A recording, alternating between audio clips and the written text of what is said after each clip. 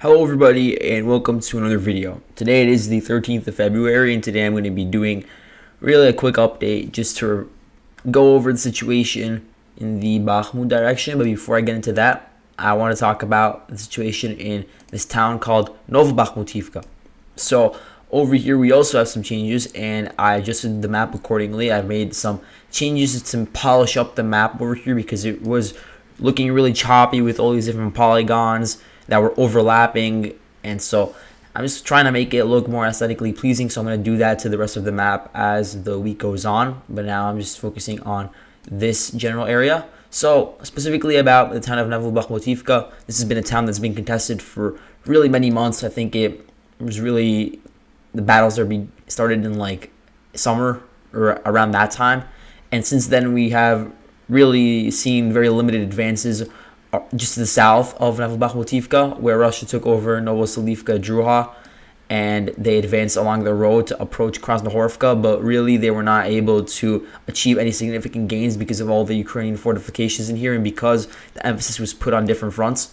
But now we have seen that the Russians were able to take over most of the town. They took over the residential blocks, and really the only thing they have to take now is this agricultural area. It's just a few warehouses. So we'll see what happens over here in the future. But it is notable because it's the first Russian advance in this general area around like just north of Avdiivka all the way to like Toretsk. This is the first time I've changed the front line over here in a really long time. But it could just be a one-off and just some positional warfare. Also, I might add that Novosibirsk, this town over here, just to the south of the defensive node New York, is fully under Russian control. And this has been the case for a while. I'm just trying to clarify the situation here for everyone. But if we go back up to the situation around Bilahora and Dilivka, this is where we do have some interesting news to report on. Although there are no changes to the front line, we now have receiving reports that the Ukrainians are building up a new defensive line over here. So this ridge over here that I'm underlining right now is on like a higher elevation, and then you have this like chain of valleys that is just along the different residential blocks and streets. So that area is now being fortified specifically by the Ukrainian 28th Mechanized Brigade, and so they're stockpiling on ammunition and trying to set up trenches and all of that over here. Then if we go to the north, the Ukrainians were also preparing for some Russian assaults. Specifically, they moved some battalions of the 80th Air Assault Brigade. This unit was stationed around the Svatove axis, and now it's been moved to the Bakhmut front, specifically around the Bakhmut-Konstantinivka highway, the T0504 road, because Russia was able to physically cut it off and approach the suburbs of Chasiv Yar and the outskirts of Ivanivske.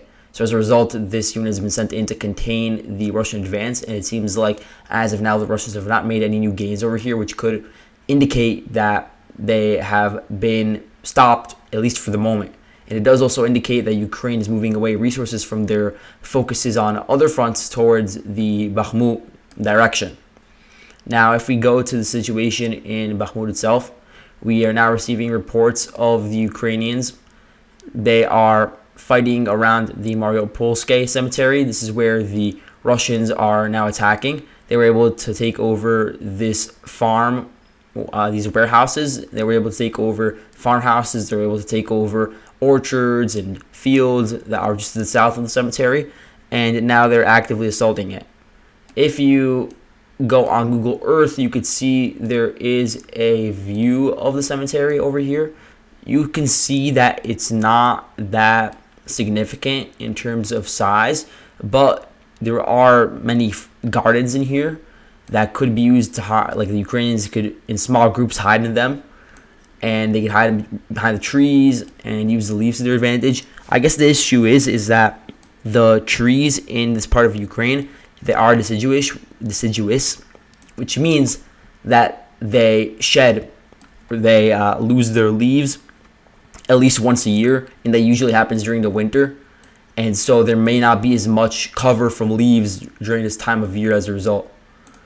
Now, the units that are operating in this area include the 93rd Mechanized Brigade, which was originally fighting in this area, but then it was rotated. It was a lot of the different units from the 93rd were brought back to Chernihiv into that general area, but then they were rotated back into the fighting in order to make up for lost manpower. And now we're receiving reports that several of their battalions are fighting in the southern part of Bakhmut, in the southwestern part to be exact.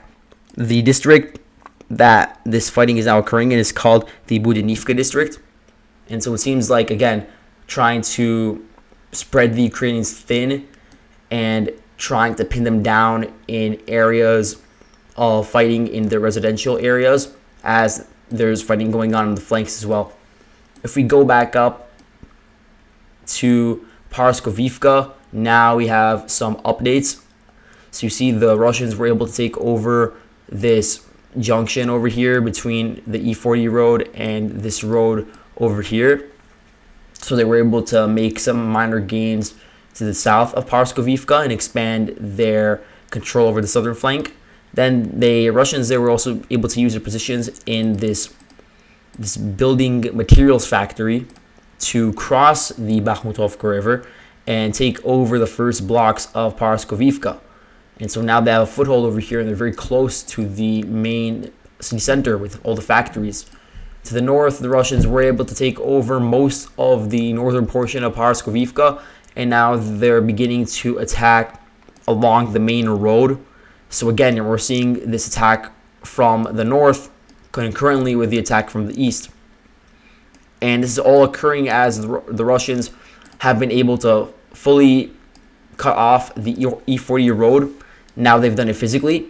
And so they are about 2 miles or 1.75 miles away from physically cutting off the entire town of Paraskoviivka. And that's very close. Like, if we're going with 2 miles, I could run that in 12 minutes. And so that's really a very small portion. It's a very small chunk of land that needs to be cut off. And in Paraskoviivka, you have about 1,000 to 2,000 men in there. So it is a very difficult situation for the Ukrainians, where even if they try to retreat, the Russians will be firing on them. There are really only 2 roads that the Russians or the Ukrainians could use over here. This one leading to Berkivka, and then this other one leading to Berkivka. And both of them are pretty close to the Russian lines, and so I'm sure the Russians will be firing on them with artillery, mortars, small arms, and they will have to incur some casualties as they retreat to Berkivka. But at the moment, they're trying to organize this retreat as efficiently as possible. That's what's being reported. And so they're going to try to conduct it in a very organized manner in order to reduce the amount of personnel that they lose. At the same time, they're moving in reinforcements to secure the flanks as they prepare for this retreat and as they prepare to build up a new defensive line around the town of Berkivka. So the 4th Rapid Reaction Brigade, which is a part of the National Guard, they were moved in from the Zabakhmutka district of Bakhmut to the Berkivka area as this operation is being conducted by the Ukrainians. And then you have different units like Birds of Magyar and some other electronic warfare units that are really ramping up their drone and artillery attacks as they try to fend off the Russians, just to get a bit of an extra time to organize the retreats. But that retreat is absolutely necessary at the moment, because the Russians are just continuing to close in on Paraskoviivka until Berkivka might maybe even take it at this point. They're also trying to advance onto Dubovo-Vasiliivka. That's another issue. And so they're trying to build up the defensive lines over there, as they also try to do the same thing around Zalizhnyanske and Vasyukivka. So that is all for today. I want to thank everybody for watching, and I'll see you guys in the next video.